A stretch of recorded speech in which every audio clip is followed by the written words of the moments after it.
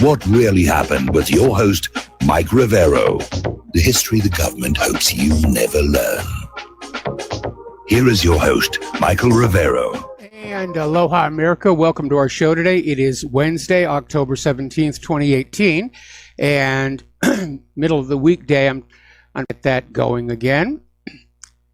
And there we are back up on YouTube. All right, so we have a lot of stuff to talk about today. The phone lines are open, 800-313-9443. Mike is in our control room, ready to answer the phone when you call on in.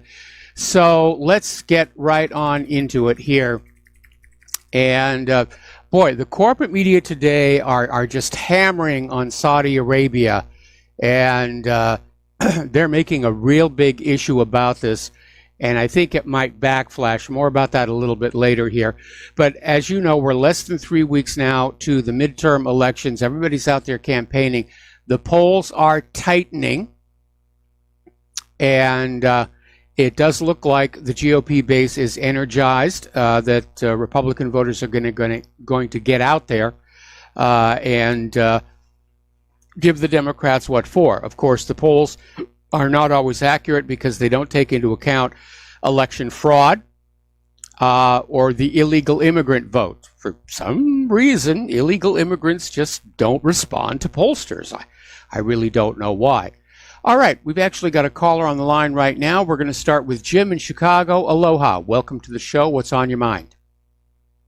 Michael, a couple of things. The first one, did you hear where McConnell, the head of the Senate, wants to decrease people's Social Security and their Medicare?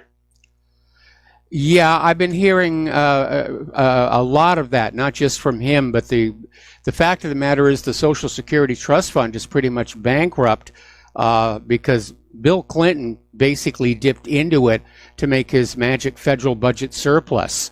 And so the cash set aside for the baby boomer retirements was plundered, and they haven't been able to put it back on in there.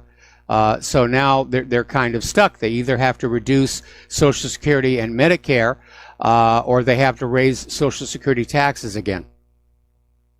Right. But by giving corporations a major decrease in taxes, that does not help the situation. If anything, it hurts it.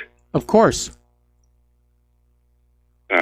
Moving on to the other topic I want to talk about. Did you read the article in the New York Times today of how the Saudi reporter was murdered and tortured? I did not read it in the New York Times, but it has been all over the place, and it's very, very grisly. And again, these are accusations coming out of the Turkish government based on what they claim is an audio recording made by Khashoggi's watch that was sent to the cloud. The recording itself has not been released. The question I have is simply this. If the Saudi government, if Crown Prince Mohammed bin Salman wanted this guy tortured and killed, why do it in the consulate? I mean, that makes absolutely no sense at all. They could have snatched this guy off the street and taken him to some abandoned warehouse someplace to do what they were going to do to him.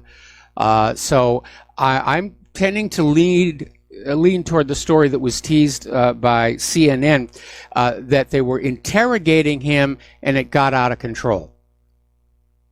Well, how does it get out of control when your fingers are cut off and all of a sudden the guy that was basically in charge said, I'm going to put on some earphones to make sure I won't hear the screaming, and also I won't be hearing the sound of his bones crushing or being cut off. Well, again, this is what Turkey is claiming happened, and until the audio is made public and verified by somebody who speaks Arabic, everybody's trying to make political gain out of this, and it's definitely turning into a big political stink pot. It's almost too sensational to be believed. Now, isn't it kind of funny that today Saudi Arabia gave America $100 million? Yeah, we were going to talk about that later in the show. This was supposedly Okay. money that was promised for a while and hadn't been delivered. And Saudi Arabia is saying that there's no relationship between the two, but of course nobody's buying that. Right. Well, again, I call it blood money. So, all right, Michael, you take care. All right, thanks an awful lot. We're going to let you go. The phone lines are open. So the polls are tightening, and overall, the Democrats are still slightly ahead, but what you need to look at are some of the individual races, because there are Democrats in the House that were already known that they were going to keep their seats, and they're polling well ahead of their Republican counterparts. The races that are really close, the races where the seats could change, are telling a different story, where the Republicans are actually leading the Democrats in these key House races. So you have to keep an eye on the toss-up districts. That's where it counts, because there the Republicans are beating the Democrats by a slight margin. We're going to do a shout out to our on-air affiliates who are just now rejoining our network. Now, Beto O'Rourke's fundraising in the last quarter reached $38 million, and he is still trailing Ted Cruz by 9 points. And I think that may be an indicator that the days of the most money automatically wins may be behind us. In fact, people may be looking and saying, we should vote for the guys with less money because they have less obligations when they get into office. They owe fewer people. A lot of other people are asking, where is Speaker Paul Ryan? And for the second major election in a row, he's doing all he can to stop the Trump train. But other than that, he's keeping a low profile. Everybody is still talking about Elizabeth Warren, or Laia Hontus, or Chief Spreading Bull, whatever you want to call her, hoisting on her own petard with this Native American nonsense. And it underscores the fact that she is essentially a dishonest person, because she claimed Native American status to get this gig at Harvard, which pays a lot of money. And she's been sort of trading on the claim of being Native American for her entire political career. And she got called on it, and she did the DNA test, and I cannot still to this second understand why she went forward with making that DNA test public when it underscored the fact that if she has any Native American ancestry in her at all, it is microscopic. And the Cherokee Nation has blasted her for this. Everybody's making fun of her. And the bottom line is she's not Native American. She can, in theory, claim Native American ancestry of a microscopic amount, but she's not Native American. She's as white as they come. And Native American identity is about belonging to a community.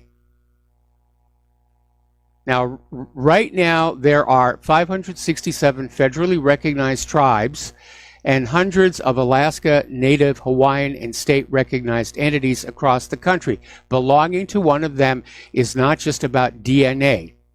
It's about being a documented member of that community. So Elizabeth Warren was just flat out lying. She was just flat out lying. And I hope the voters will remember that. Robert Mueller, apparently his investigation is finally winding down. He's expected to release his final report after the midterms. And of course, he's delaying releasing his report until after the midterms because it's expected he's going to come on out basically with a pamphlet is what he's going to have. After all these months and millions of dollars, he's going to have this little tiny pamphlet, why we still think Donald Trump colluded with Russia, but we can't prove it. And people were suspecting that he was at the end of the investigation because 3 of his prosecutors were reassigned to their previous postings in the Department of Justice. Another one has left the Department of Justice entirely for a research fellowship at Columbia Law School. So this has been going on for 18 months, and sources within the Department of Justice are telling Bloomberg that there will be a final report, whether Trump obstructed justice with the firing of James Comey, and whether the Trump campaign actively colluded with the Russian government. And this will be submitted to Deputy Attorney General Rod Rosenstein shortly after the midterm election. They found nothing. 18 months, millions of dollars, they found nothing. This was just an attempt to smear Donald Trump and undermine his authority and his administration. This is as dirty as politics get. Now, yesterday, the House Judiciary Committee held a closed-door meeting with Fusion GPS co-founder Glenn Simpson regarding the Steele dossier, and as expected, he pled the Fifth Amendment, refused to testify, which tells us he's got something to hide. He's guilty about something, and he knows it, and he does have that Fifth Amendment right against self-incrimination. But in terms of the optics, in terms of the public perception, it just underscores the whole thing was just made up to try, first of all, to try and blackmail Donald Trump, to try and smear him. Then it was used to get that FISA warrant fraudulently. And I would certainly like to hope that some of the people involved in this are going to be prosecuted. But there does seem to be this line drawn through our society where if you are above it, you can do things like this and you'll get a wrist slap. You'll have to testify to Congress, but that'll basically be it. Now, as you know, the other day, Hillary Clinton came on out and tried to separate the accusations against Brett Kavanaugh, insisting they be believed because women don't lie about these things, with what Bill Clinton had been accused of, trying to separate them, saying that Bill Clinton's affair with Monica Lewinsky was not an abuse of power, and that all of these abuse claims had been taken care of, settled, which is not true. Juanita Broaddrick has never had her day in court. Monica Lewinsky has now come on out, countering that, saying that, yeah, it was an abuse of power. She was a 22-year-old White House intern. She had multiple sexual encounters with Bill Clinton, which he later lied under oath about, for which he was impeached.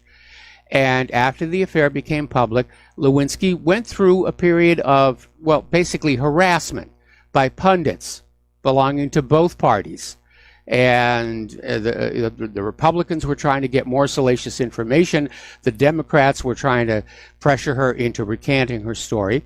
And it really made her life very, very difficult. But Clinton did take advantage of her. He did take advantage of his being the president. I mean, what was it that Kissinger said? Power is the greatest aphrodisiac? Definitely. Now, Donald Trump is still playing tweet-a-thon with Stormy Daniels, and I wish he wouldn't because it's demeaning to the image of the presidency. And yes, Stormy Daniels started by making derogatory comments about Donald Trump's private parts, but she's a porn star. You expect her to be in the gutter, you know, for enough money. Trump came on back and called her horseface, and it's going on back and forth. And all it does is it fuels the anti-Trump crowd, who are correct in pointing out this is not seemly behavior for a president of the United States of America. And I tend to agree. Now, in my point of view, Stormy Daniels is wrong. Donald Trump is right. But he's got to take the high ground. He's the leader of this country in theory, and he should act like it. So Mika Brzezinski is now out there on the Morning Joe show saying that Trump's calling Stormy Daniels horseface shows that he is not fit to lead, that he is not well. It's time to invoke the 25th Amendment and get him removed from office. And she's out there saying that he's cratering our reputation and making us an international joke. Well, he's not helping the situation, but I think the liberal crybabies are the ones cratering the nation's reputation and making us an international joke. And I keep seeing all this talk about impeaching Donald Trump. All that's going to do is put Mike Pence in the Oval Office. And he's still a Republican. He's not a liberal. And I don't know what they hope to accomplish. I know that the Democrats are hoping that if they can take the House of Representatives in the midterms, then they figure out a way to get rid of both Trump and Mike Pence, at which point the Speaker of the House, who would then be a Democrat, becomes the President of the United States of America. I think that is what their plan is right now. Okay, now, yesterday, 40-year-old Natalie Mae Edwards, the senior advisor in the Treasury Department's Financial Crimes Enforcement Network, was arrested for leaking confidential financial documents to former Trump campaign manager Paul Manafort, the Russian embassy, and accused Russian spy Maria Butina. And apparently she also leaked the documents to Jason Leopold, a reporter for BuzzFeed, and this was announced by the Manhattan federal prosecutors. Boy, Washington, D.C. leaks like a colander. But I guess that's sort of the currency. When you're in Washington, D.C., you're being courted by the media. They're going to buy you a really nice dinner in a lavish restaurant. You got to come up with something. So that leaks are the coin of the realm, as it were, to buy and sell political favors. Not too long ago, out in California, at the Berkeley Unified School District, there was this teacher, Yvette Felarca, and she's a national organizer for a radical leftist group.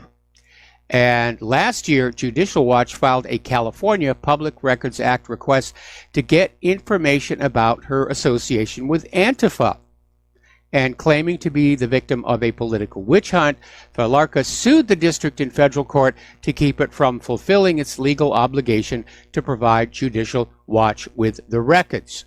The court has just declared this lawsuit entirely frivolous, and so Judicial Watch, they're going to get these records about this teacher and her connections to Antifa.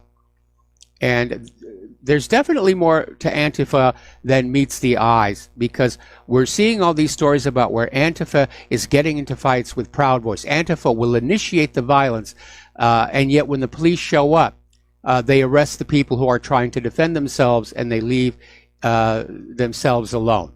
Rather, they leave Antifa alone. Okay. Now, there is a new term of craft that's floating around social media. It's called NPC. And it comes from the world of video games, and it means a non-playable character, which means a character that's controlled by the computer rather than by a human. And an NPC advances the game by saying scripted lines or assisting the playable characters in some way. Well, a lot of people have now flooded Twitter with the NPC meme parroting leftist talking points from accounts with gray-clad, stone-faced avatars. And so NPC has become the new term describing an online, possibly automated shill pushing the leftist propaganda on us all. So that's the new term there. All right, we're going to take a break for commercials here. We'll be right back after these few words here, so stay tuned. Aloha, America. Welcome back to our show here. Now, Joe Arpaio, who is the former sheriff of Maricopa County, Arizona, has filed a libel lawsuit against the New York Times and a member of its editorial board. Now, this was filed yesterday with the U.S. District Court for the District of Columbia. Arpaio takes issue with the Times opinion piece published just after Arpaio's lost in the state's Republican primary for U.S. Senate. And the article was basically titled, "Well, at least Sheriff Joe isn't going to Congress. Arpaio's loss in Arizona's Senate Republican primary is a fitting end to the public life of a truly sadistic man," and was written by Michelle Cottle. And I agree that last part, calling him a truly sadistic man. And again, you can see there's a liberal slant there because Arpaio's very much in favor of having reasonable controls on our borders and immigration. And so he's suing them for libel, and I hope he wins. I definitely hope he wins. Now, we have been expressing concern, everybody's expressing concern about the rising rhetoric of violence espoused by people like, Hillary Clinton, just most recently. We're not going to be civil unless we get our way. Rand Paul was out there expressing his concern somebody could be assassinated. And apparently 2 Republican candidates were physically assaulted in Minnesota by left-wingers this week. Minnesota State Representative candidate Shane Meckland suffered a concussion after he got sucker punched at a Benton County restaurant. And Minnesota State Representative Sarah Anderson was punched in the arm by a man after she confronted him for destroying Republican campaign signs, which is another thing that Democrats like to do, sneak up onto other people's lawns and steal and destroy the signs. So it's getting serious out there. And conservatives do have to be careful. They need to be looking at their security and just understand the left-wingers are resorting to violence and brown shirt tactics to get what they want. And that's a dangerous, dangerous sign. If you go back and you look at the history of 1930s Germany, you were seeing exactly the same thing as the Nazis were struggling for power. They resorted to these kind of tactics. So we got to be very, very careful. Now, when was the last time you saw a conservative run up and attack a Democrat? Or for that matter, shoot up their baseball practice?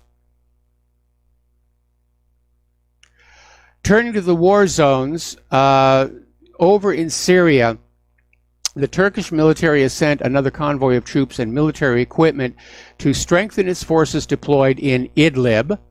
And sources are linking this move with recent reports that groups like Hayat Tahrir al-Sham, Hurus al-Din, and other al-Qaeda organizations are not going to withdraw from their positions in the declared demilitarized zone agreed by Moscow and Ankara. So if these terrorist groups stay where they are and continue violations of the ceasefire, this is going to trigger a military response from the Syrian, Iranian, Russian alliance. Now, Assad already said this was going to be a temporary stopgap only, and this demilitarized zone was set up in response to threats from the United States that any kind of military action anywhere against anybody would be justification for a renewed U.S. escalation in Syria. And so I'm not at all surprised that some of these U.S.-backed terrorists have been told, no, don't go along with this deal, find some way to wreck it and keep the fighting going so that the U.S. can go back on in. Because the United States does not want to be seen as having lost in Syria. That's really what it comes down to. Now, the U.S., on the other hand, is saying that they've seen some withdrawal of militants from Idlib, but only a few. Now, pardon me, the U.S. is claiming that the heavy weapons have been withdrawn. But again, we have this other report that the terrorist groups are staying. And they're going to go on committing acts of terror. And at least for the moment, it looks like the plan to stage another false flag chemical weapons attack has been put on hold, probably because the United States finally understands they won't be believed. They've been caught lying too many times for this kind of propaganda to work again. And that is really a big problem for the United States. They've got a huge credibility crisis of their own making, which is why now they're on the attack against the independent media. They want to go back to that wonderful world where they can lie to you, the American people, with impunity and be believed, which is not going to happen. Even if the independent media is silenced tomorrow, it's going to be decades before the American people ever trust the government or the corporate media again. We're going to take another break for commercials, and we'll be right back. Aloha, America. Welcome back to our show. We're talking about the conflict zones around the world. We're talking about Syria in specific. And according to Arabi al-Yum News, the Tahrir al-Sham group is now recruiting children and training them to use them in battle against the Syrian Arab army and its allies. And that betrays a certain degree of desperation when they mobilize the kids. And of course, it's a bad thing for the kids to have to go through. It's a bad thing for anybody to have to go through, being grabbed and forced to be in a war. And apparently the children are being paid a small amount of money, but supposedly hundreds of children have been recruited by the terrorists. And this has enraged the local population, which would not be surprising at all. And the terrorists may be hoping that when they get into a conflict with the Syrian Arab army, that they'll be reluctant to pull the trigger on children, which hasn't, unfortunately, worked before, but I guess that's what they're going to do. Russia is now saying they want the white helmets removed from Syria as soon as possible, basically accusing the white helmets of being behind these staged provocations involving chemical weapons to frame on Assad to try and justify more foreign intervention in Syria. And Russia wants the white helmets to be taken away as quickly as possible. And he brought this up at the Security Council, the UN Security Council, earlier today. And the Russian ambassador said the white helmets are a threat to the security of regional states. Please take them home as possible, as soon as possible, all of them. And he's absolutely right. The white helmets were presented propaganda as being the good guys. You know, they've got white helmets. They must be good guys. But they were known to be basically interchangeable with the terrorist groups. And yes, they were behind these staged provocations. And Russia is right to be concerned that if they are continuing to operate inside Syria, it's only a matter of time before there'll be more staged provocations. Now, we had a caller at the first part of the show who talked about this. Saudi Arabia has delivered a previously promised $100 million to the United States as Secretary of State Pompeo landed in Riyadh to discuss the fate of dissident journalist Jamal Khashoggi, who went missing after visiting the kingdom's consulate in Istanbul more than 2 weeks ago. Now, according to the New York Times, the money landed in American accounts on Tuesday and was for purported American efforts to stabilize areas in Syria liberated from the clutches of the Daesh Takfiri terrorist group. And the timing of the payment has raised eyebrows, and one American official who asked for anonymity is saying the timing of this is no coincidence.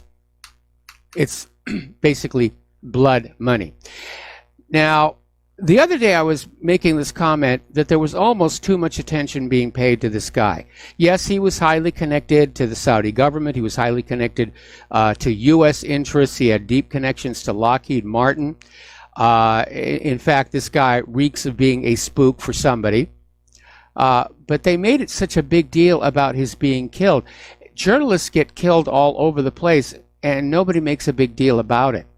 Israel kills journalists deliberately down in Gaza, and nobody makes a big deal about it. And I wondered if there was some other agenda behind it, and this may be it. According to this story out of Mint Press News, Saudi Arabia was planning to purchase the Russian S-400 missile system. And the Trump administration is exploiting this Khashoggi disappearance to force the Saudis to change their mind and buy the THAAD and Patriot missile systems. That's become a big issue for the United States. More than half of our economy is tangled up in the weapons industry and defense. And we have all these countries like Turkey who have been watching how the U.S. and Russian weapons performed over Syria, and they're starting to buy Russian. Turkey did. It was a big stink over there.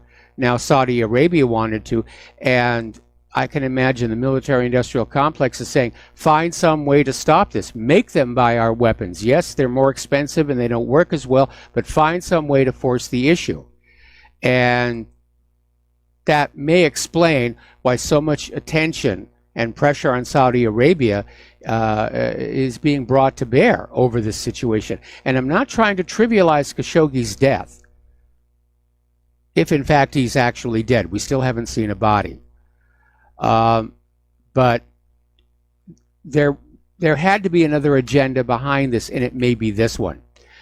So again, going back to Mint Press News, Whitney Webb is basically saying that if you look at Khashoggi's personal and family history and his deep connections to the military-industrial complex in the United States, as well as the highest levels of the Saudi state, he was a major player. There's no question he is a major player. But again, the problem I have with this story is Saudi Arabia could have grabbed this guy off the streets. They could have put him under surveillance. They could have grabbed him, taken him to an empty warehouse, and done what they were going to do. Doing it inside the consulate, where there's a video record of him walking in under his own power and no video record of him walking out. That just doesn't make any sense at all. There's a problem with that part of the story here. So we're seeing all of this tough talk going back and forth between the U.S. and Saudi Arabia. Donald Trump was talking about severe punishment. Riyadh then counter-threatened, saying that Saudi Arabia plays an impactful and active role in the global economy. The message is, sanction us, we may sanction you. And they were dropping hints about how in the late 70s, there was a Saudi oil embargo against the United States for Nixon's rescue of Israel in the Yom Kippur War. And it led to months of long gas lines in the United States. And I remember that. I remember just, odd, even days and all the rest of that, trying to get gas for your cars. At this point, though, it does seem that Saudi Arabia considers itself untouchable due to its oil and its money. And we're starting to see Donald Trump back off now. And Trump, in an interview to the Associated Press, said, here we go again with, you know you're guilty until proven innocent. And he's comparing the Saudi regime to Kavanaugh, saying that the sexual assault charges leveled against Kavanaugh were baseless, and everybody just jumped to the conclusion they had to be accurate. Well, the situation's a little different, because we do have that video of Khashoggi walking into the Saudi consulate and no video of him coming out. We have the eyewitness testimony of Khashoggi's significant other, who stood there waiting for hours for him to come on out. And of course, Turkey is now claiming to have an audio recording that he was in fact tortured and interrogated and killed inside the consulate itself. Now, CNN had teased out a story that Saudi Arabia was going to admit that Khashoggi was killed in the consulate, but blame it on a botched interrogation. That report has never surfaced. I think Saudi Arabia just wants this to go away. They're just going to wait it out, ride out the storm here.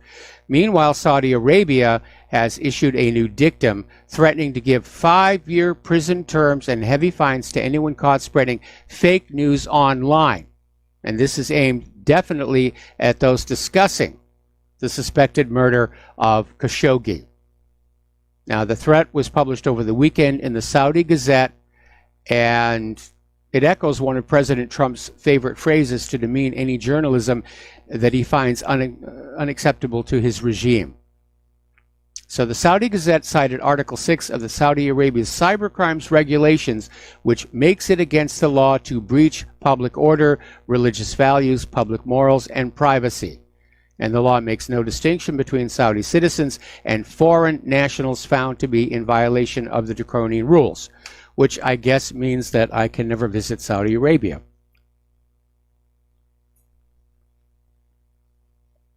Okay. Now, speaking of Saudi Arabia, they're continuing their war on Yemen. They are on the verge of triggering the worst famine in a century, which could potentially claim 13 million people. We're talking 13 million people literally starving to death, which is a very, very cruel way to go. Now, Lisa Grand, the United Nations coordinator for Yemen, is warning the world has only 3 months to halt the slide toward catastrophe. Apparently, there are enough food stockpiles in Yemen to last 3 months. And Lisa Grand is saying there needs to be an immediate armistice to avoid this outcome. The Trump administration is providing logistical and other help to the Saudi and UAE belligerents. And so the United States is basically sharing the guilt for the human rights disaster there. Now, I think they've got it the other way around. I think Saudi Arabia and the UAE are acting as proxies for the United States to reassert foreign puppet rule over Yemen. Because again, several years ago, the United States had a successful regime change in Yemen.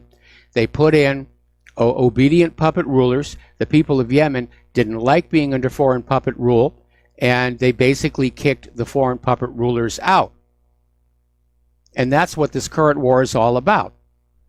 Slapping down the people of Yemen, starving them into submission so that they'll accept foreign puppet rule. Once you're part of the American empire, you will always be a part of the American empire. Okay, so over in Israel, not too long ago, we were hearing all this talk about Israel ramping up for some kind of a military operation in Gaza, and it's started. Supposedly 2 rockets were launched from the Gaza Strip. One fell into the ocean. One actually did hit a house, caused some damage, no injuries or fatalities, and Israel uncorked with bomber attacks against 3 areas in the Gaza Strip. And basically the IDF is blaming Hamas for the rockets, where, I mean, let's be honest, the timing is just too coincidental. Israel's ramping up to do something to Gaza, and right on time, 2 rockets get fired out of Gaza. I think it's more a case of agent provocateurs than Hamas. But Israel is bombing Gaza, at least 10 wounded. And let's see, hospitals reported 10 wounded, 6 of them students who were on their way to school. 4 others were injured when warplanes bombed a location in Rafah, south of the Gaza Strip. 1 person is in critical condition. Schools were closed in several areas in the Gaza Strip as explosions were heard in many locations. So, it's underway. And again, the timing of these 2 rockets, it's too coincidental. It was only a little while ago that Netanyahu was telling Hamas, stop these demonstrations, stop the protests, or something bad is going to happen to you. Avigdor Lieberman is out there saying that Israel must deal Hamas a blow, even if it means war in Gaza. And he's saying a military blow is the only way to lower the level of violence to 0 or close to 0. Actually, no, there's another way to lower the level of violence. End the blockade. Let the people of Gaza have food and water and medical supplies. You can't hold them in a giant open-air prison and expect them to just have this Zen-like calm about how they're being treated. But Lieberman wants to keep Gaza under siege.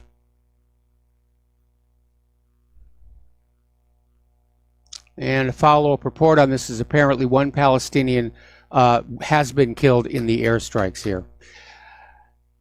Meanwhile, it turns out one of the biggest problems the people of Gaza are dealing with is the water quality, which is not good. And more than a quarter of illnesses in Gaza are caused by the poor quality water. And this apparently is the result of a study carried out by the RAND Corporation. It actually came to the conclusion 4 years ago and said the situation is actually worse now.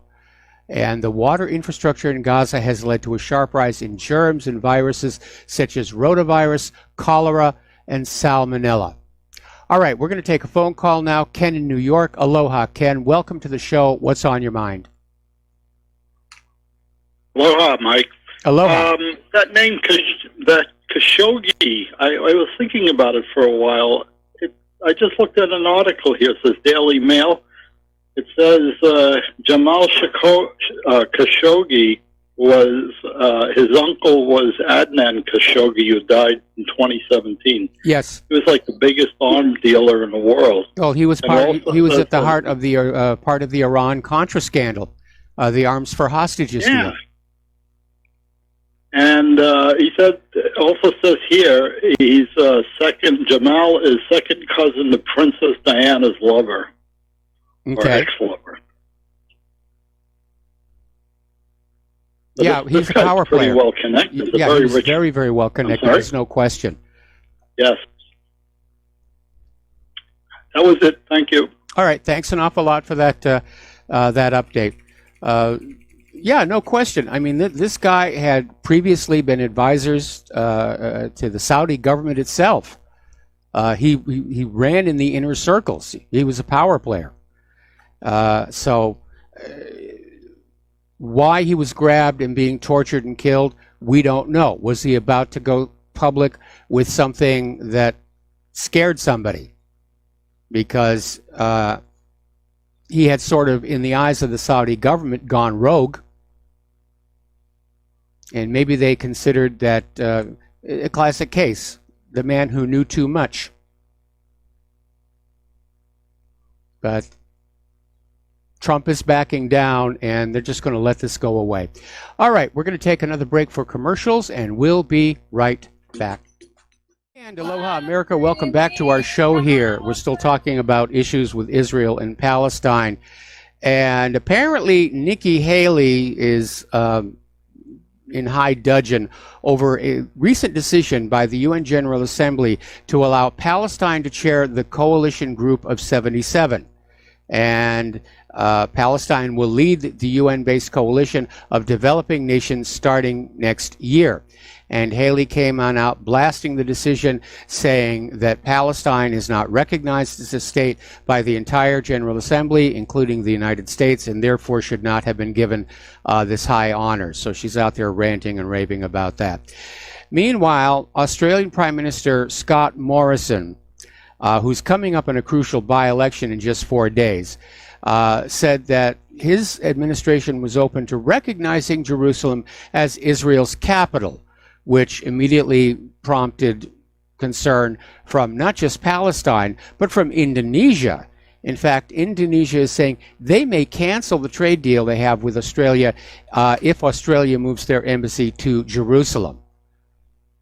So Indonesian Foreign Minister Retno Marsudi expressed Indonesia's concern over Morrison's comment that the country could move its embassy, and Marsudi called on the Australian government to respect the peace process and UN Security Council resolutions in this regard.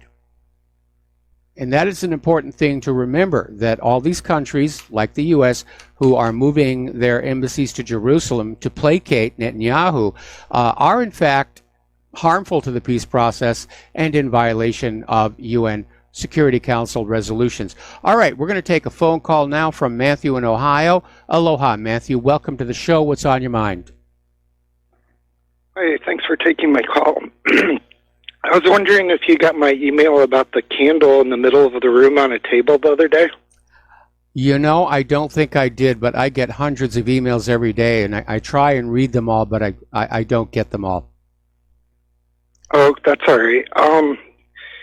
I wanted to bring up the point that the same scientists that want to point out they think they can tell how old the Earth is have no ability to do such thing, because if there's a candle that's previously been burnt on a table in an otherwise empty room, there's no scientific way to prove how long that candle was originally if there's nothing else in the room, when it was created, how many times it was burnt, how long it burnt for. And when you look at the complexity of the Earth and all of the complexity of all the different life forms that all need each other in the specific conditions, the environment, the magnetism of the Earth, the atmosphere, the gravity, everything together is required in order for life to exist. And there's just no way that I think you have it backwards. There's any chance it could happen. I think you have it backwards. How's that? We humans are very comfortable here on Earth because we evolved here, and we evolved and adapted to conditions as they are here on Earth. And I'm sure on other worlds there'll be life forms that are perfectly comfortable where they are.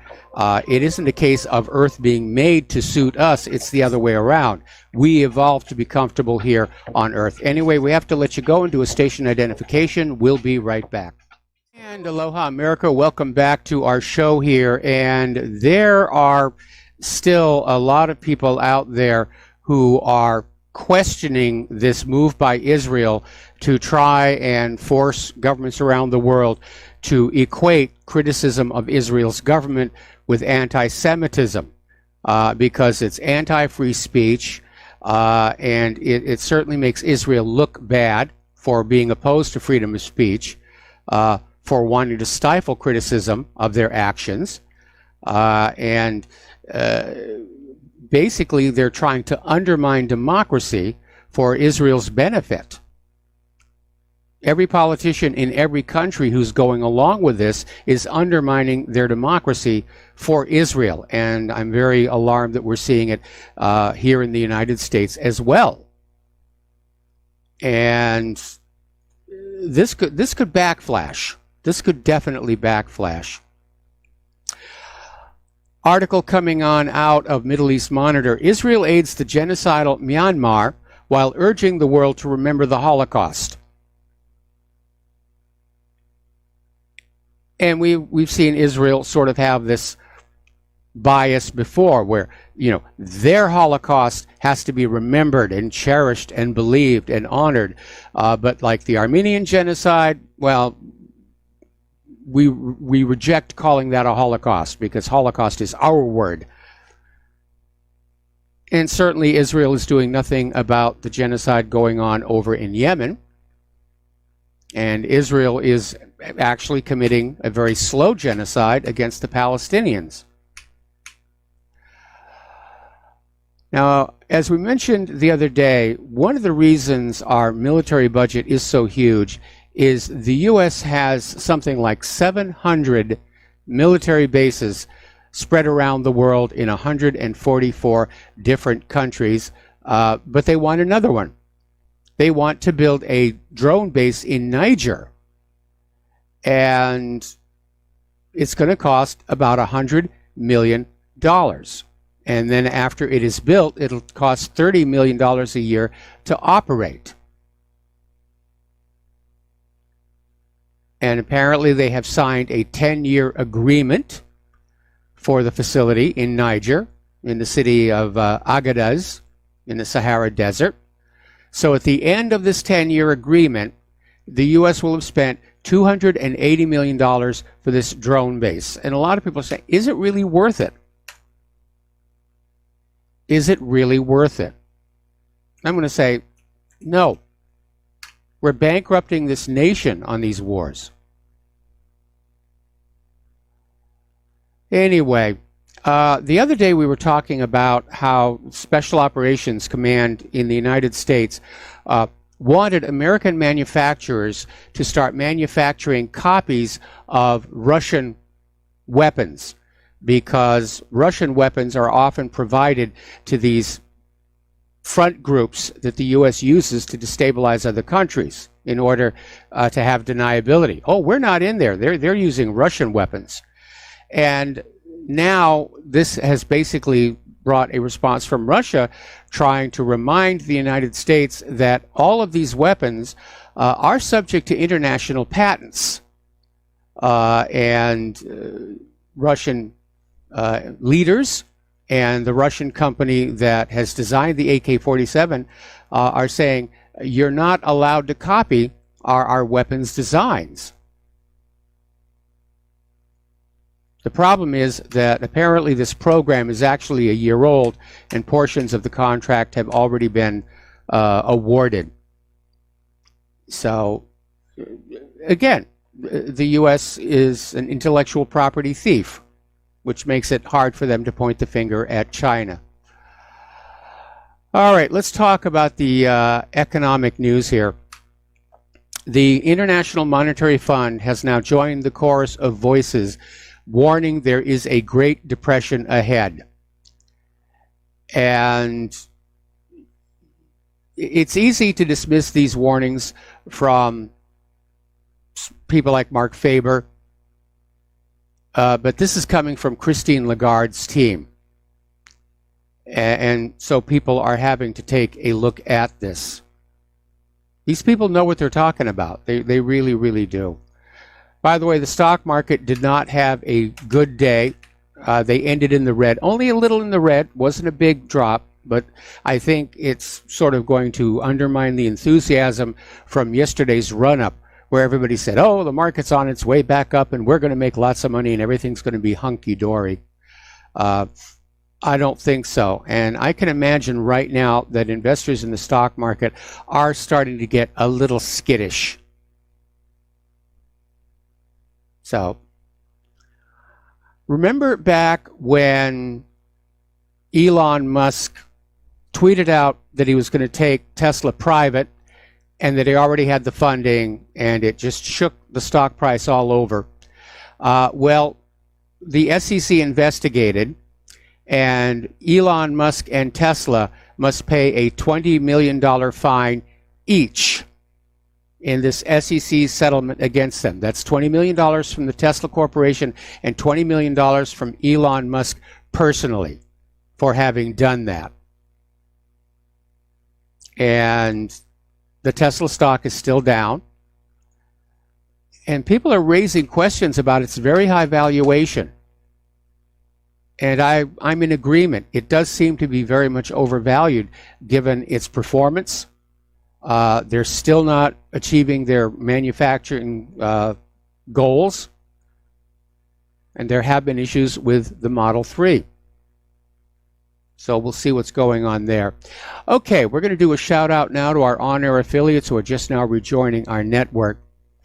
Apparently, Iran is looking for ways to basically evade the sanctions that the United States is threatening to impose next month.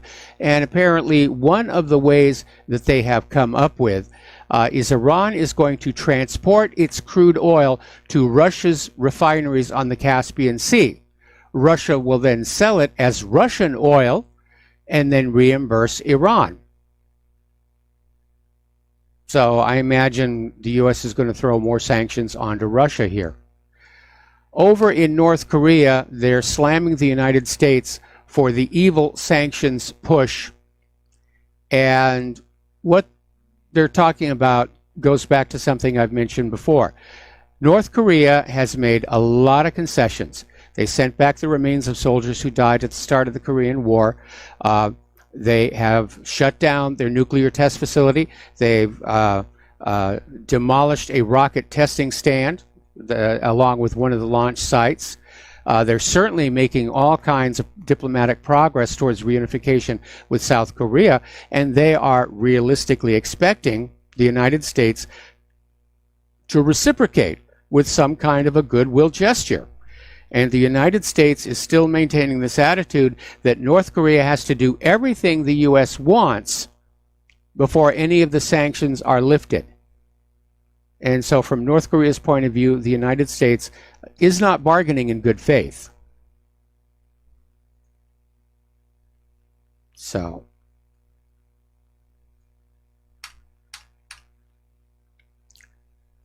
now getting on back to the issue that Moon Jae-in and Kim Jong-un are making tremendous progress toward reunification. They've pulled their military back from the DMZ. North Korea basically put their artillery into storage. They're starting to remove the mines from the DMZ, and they're getting ready to reconnect the roads and railways across the DMZ. And they're headed toward reunification, which is something the United States does not want. How are they going to stop it? Well, one possibility, and this came out of Sputnik News, is the United States may plan a coup against South Korean President Moon Jae-in to replace him with somebody who will be more belligerent toward North Korea. Because the U.S. doesn't want reunification. And author Tim Beale, in this interview in Sputnik News, said that Moon Jae-in and Kim Jong-un have to proceed with caution because U.S. authorities could stage a coup if things don't go their way. It's a very, very real possibility. Okay, apparently Trump has now abandoned a 144-year-old shipping treaty with China. And in this case, I agree it was a good move. Apparently, this 144-year-old postal treaty allowed Chinese companies to ship small packages to the United States at a steeply discounted rate, which allowed them to flood the U.S. with cheap consumer goods. Sort of like the deal Amazon has with the U.S. Postal Service, where they get a discounted rate. So I'm in agreement on this one. I think that China should pay the standard shipping rate for everything they send here to the United States of America, just as we would pay the standard rate for everything we send to China. Meanwhile, the dollar monopoly is continuing to decline. China and Japan are continuing to dump U.S. treasuries, and they trimmed their ownership of notes and bonds in August. Let's see. China's holding of U.S. sovereign debt dropped to $1.165 trillion in August from $1.17 trillion in July, marking the third consecutive month of declines as the world's second largest economy bolsters its national currency amid the trade tensions with the United States. Now, China does remain the biggest foreign holder of U.S. treasuries, followed by longtime U.S. ally Japan, or at least they've been an ally since the end of World War II. Obviously, they're dumping their treasuries at a very slow rate because they don't want to trigger a rout or a panic, or the remaining treasuries they're holding would wind up being worthless. But as of right now, the dollar's reserve status has slid to 5-year lows. Down in Venezuela, they have abandoned the U.S. dollar. They're going to use the euro for international trade. And this is seen as a step to free itself from the tyranny of U.S. dollar hegemony. Now, a year ago, Venezuela said it would stop accepting U.S. dollars for payment for its oil exports. And, of course, they're accepting yuans from China. But now they're officially purging the dollar from the exchange market in favor of the euro. And I think this is probably going to escalate all the talk we've been hearing about a direct military intervention in Venezuela. Okay, we're going to take a phone call from Rick in Arizona. Aloha, Rick. Welcome to the show. What's on your mind? Well, I would just want to make a couple comments, and then, the Trump administration to me is looking more and more like a burlesque show. It's a distraction from nothing we're hearing in the media, like all these mega mergers. They don't talk about those things. We're getting down to where very few people are controlling everything we're seeing. As far as North Korea and South Korea goes, I don't think they can stop it. But they do have a concern because once they, if they do the merger and go back to being one country, they've got a problem with, the countries might want to nationalize all that industry in South Korea, and that could devastate the stock market. And I think that's one of the main reasons why they've always kept them apart all these years, because once they get back together again, you've got a very ferocious country. You got a 2 million man army, and you got all that industry. They're kind of like East and West Germany coming back together again. Only Germany's occupied, so is Korea. But I think it's, the big thing and the big worry is what's going to happen to the shareholder equity in all those companies after they, get settled in as one country. Well, I think that a unified Korea is probably going to look at that situation very carefully, and I don't think they're going to do anything rash or reckless regarding those companies, because certainly from the point of view of South Korea, the government makes a huge amount of money off of those companies right where they are under the current ownership. And they may take a lesson from the former Soviet Union, which basically owned all the companies and really was not all that productive. Well, I know people from Korea, and the mood in Korea is they don't like these hedge fund managers and all these owners of the companies. They feel like their companies are getting taken away from them by just the usual how it generally happens. How they got Disney away from Disney, and now it's all in the hands of the international bankers. So I'm not so sure. I think there might be something that can happen with all that industry, and that's a big concern, I think. And so, well, thanks for taking my call. All right. Well, Rick, thank you very much for the phone call. We're going to let you go. And again, looking at the reunification of Germany, before it happened, there were all kinds of naysayers and doomsayers saying, oh, it's going to be horrible. You're going to have this flood of people from East Germany to West Germany. And ultimately, it didn't happen. They basically knocked down the wall, they reunified, and they started building a new unified Germany. And they were doing very well until the European Union basically came on in with their open borders project, and now things in Germany are definitely getting a lot worse. Getting on back to the economy, the store that everybody loves to hate, Walmart, is apparently shifting away from its traditional shopping format. And of course, that is the massive supercenter that has everything under one roof. Now, the U.S. market already has 3,500 Walmart supercenters. We have one here just over that away. And apparently, CEO Doug McMillon wants to shift the focus to e-commerce. And also, they want to move into India.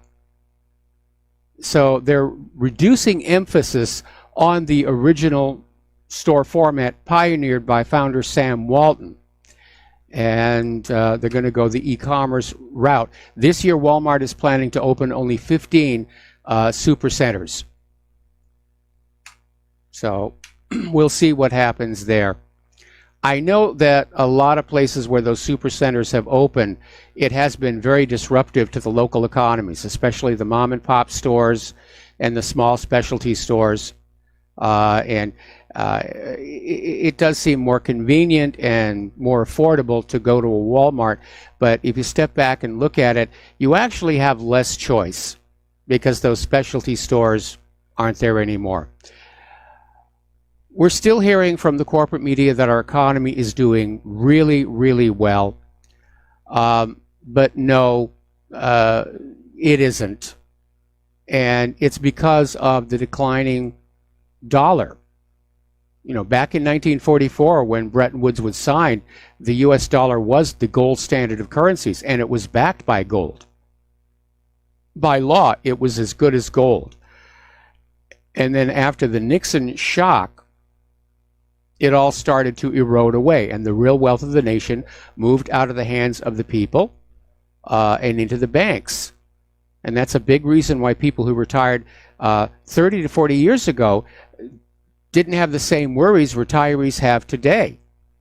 They were less dependent on the stock market. They retired earlier. They didn't have to come out of retirement to work at McDonald's and Walmart. Today, the dollar is worth 6 times less, according to some estimates, even worse. People are working just as hard, but are paid less. And what they're paid buys less. The streets are full of homeless and hungry.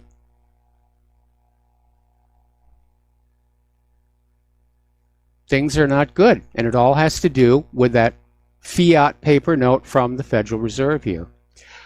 All right, so let's talk about immigration. As you know, there is this huge Honduran migration, now numbering over 3,000, headed for our southern border. And apparently a former Honduran lawmaker who's traveling with the caravan was arrested by authorities in Guatemala.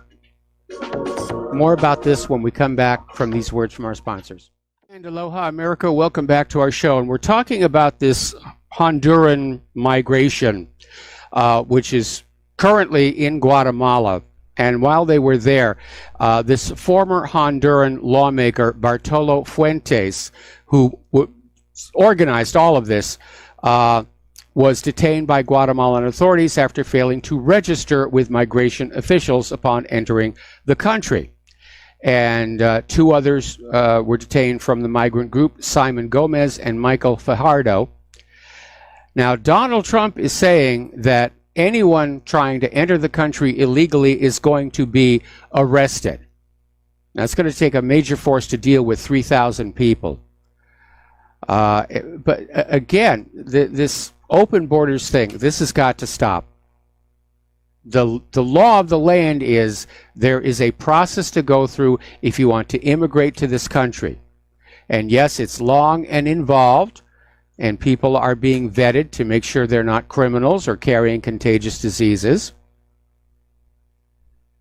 The liberals are openly admitting they're counting on illegal immigrant voters to carry the midterms, even though it is illegal for non-citizens to vote in our elections. The Democratic Party has gone outlaw. Now, House Minority Leader Nancy Pelosi is saying there is nothing that she would trade for Donald Trump's border wall. And it's expected this is going to come to a showdown in December. And she accused this of being Trump's manhood issue. That building a wall was symbolic to his virility. And she says she's not interested in that. And then she went on to say that we can't allow Trump to say we're not interested in protecting the border. She says that isn't the only way to protect the border. In fact, it's probably the worst way to protect the border. Well, the Democrats haven't come up with any ideas to protect the border. Their entire attitude is, let's keep it open. But I am in agreement with Pelosi that probably a wall isn't the best idea. If we just enforce the laws that we already have and remove the financial incentive for the immigrants to come here, the problem would go away. But as long as they're being welcomed into this country and given free stuff, while I might add, American citizens are sleeping in the streets and eating out of trash dumpsters, the problem's going to continue. All right, let's take a phone call here from John in New York. Aloha. Welcome to the show. What's on your mind? How are you, Michael, sir? Thank you for taking my phone call. Yeah, I just wanted to talk about the Economist magazine from, I think it was in 1988, the Rothschild magazine paper. And basically a magazine period 18. Yep. And that's when we had that big market correction. I'm sure you're familiar with that, Michael. Yep. I think they were going to call it the Globo. yeah, the global currency. It almost looked like a Bitcoin or something. It's very interesting, Michael, you know, what's going on and how this matrix that we live in. Because on August 1st, we had a market of the Dow Jones go down 81 points on 8-1. That was the same day that CNN ran a headline story. Obama endorses 81 candidates for the midterm elections on 8-1. So you have your market news, you have your political news, and of course you have your sports news. On 8-1, Urban Meyer, a coach from Ohio State, got suspended for not reporting domestic abuse of one of his assistants. He's being suspended with pay while they penned an investigation. His record at Ohio State, 73 wins and 8 losses. Very interesting when you follow the numbers, Michael. Very, very interesting. There's like a numerical riddling in our language, something that the Greeks did, isopony, and the Americans do. It's called gematria. The Hebrews did it. The Sumerians did it. Very interesting language, Michael. That's it for me, my brother. All right. Thanks Keep an up the awful good lot work. for the phone call. We're going to let you go here. And the Supreme Court, and this is probably going to be one of the first cases to feel the presence of Brett Kavanaugh. The Supreme Court is looking at the Trump administration's power to detain criminal immigrants. Now, as you know, there's been a big stink because some of these immigrants, illegal immigrants, will commit criminal offenses. They go to jail, and then when they're let out of jail, they just go back into the general population.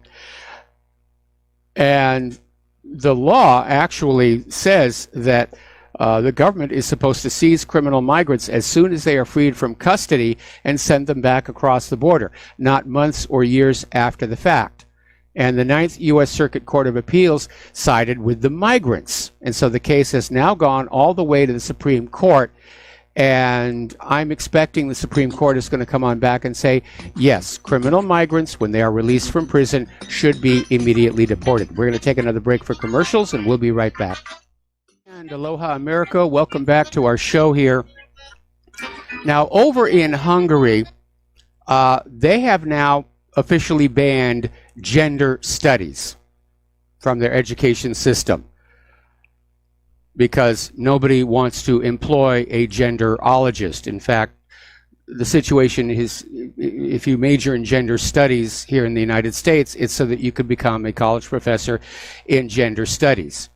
But Hungary's just said it's a lot of nonsense, and they have banned it. Hungary is actually showing a lot of common sense. They've banned GMO. They're banning gender studies. I think it's a good trend over there. Now, as you've probably already heard, because it made the news, there has been a mass shooting, this one taking place over in Crimea. And apparently 19 people were killed, including the shooter. And apparently this student just walked into the cafeteria and opened fire. And apparently he had some homemade bombs as well. Vladislav Roslyakov was 18 years old, and he basically just walked the college halls with a, well, the report says a shotgun, but the picture I saw, it looked like a high-powered hunting rifle. And he shot 17 people dead. Then he killed himself in the school library. And another people died in the hospital hours later. 7 are continuing to be in the hospital in serious condition. So this teenager is thought to have obtained the shotguns and rifles with a hunting license for which he passed a psychological assessment. Now, this happened at Kerch Polytechnic College, was originally described as a terror attack, but the police came on out and said, no, it's not a terror attack, it's a mass killing by one scumbag.